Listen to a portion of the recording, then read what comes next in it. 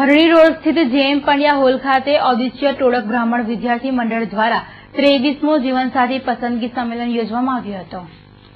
હરણી road ખાતે આવેલ JM Pandya hall સ્થિત આજરોજ શ્રી ઔદિત્ય ટોળક બ્રાહ્મણ વિદ્યાર્થી મંડળ દ્વારા 23મા જીવનસાથી પસંદગી સંમેલનનું આયોજન કરવામાં આવ્યું હતું, જેમાં સમસ્ત ગુજરાત બ્રહ્મ સમાજના પ્રમુખ શૈલેષ સોટા, કિરીટ જોશી, અમિત ગોડ અને શંકરલાલ ત્રિવેદી સહિત મોટી સંખ્યામાં સમાજના સભ્યો ઉપસ્થિત રહ્યા હતા। જ્યારે જીવનસાથી પસંદગી સંમેલનમાં 450 યુવક યુવતીઓએ ભાગ લઈ કાર્યક્રમને સફળ બનાવ્યો હતો। યુવતીઓને શુભેચ્છાઓ પાઠવી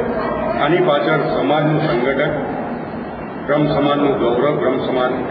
દ્વારા હિન્દુ સંસ્કૃતિનું જાળવણી અને આગવું સંગઠન કરીને બ્રાહ્મણોને પોતાને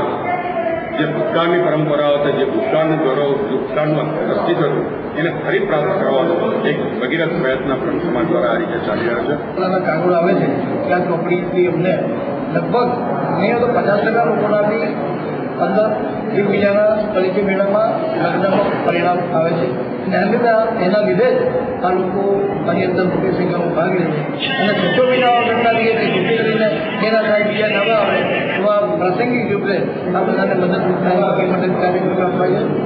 જ્યારે સમસ્ત ગુજરાત સંસ્થાની વાત થઈ ગયો ત્યારે મોદી થોડા 70 વર્ષ થયું છે, પણ અમે જ્યારે સમસ્ત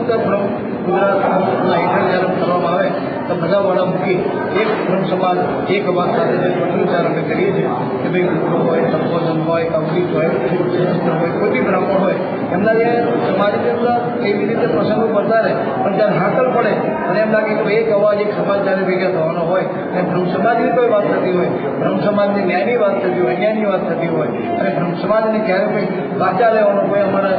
અપમાનિત કરવાનો પ્રસંગ આવતો હોય તો આવા સમયે દરેક બ્રહ્મ સમાજ હું પોતે બ્રાહ્મણ છું અને એનો એના સાથે અમે જોઈ લઈએ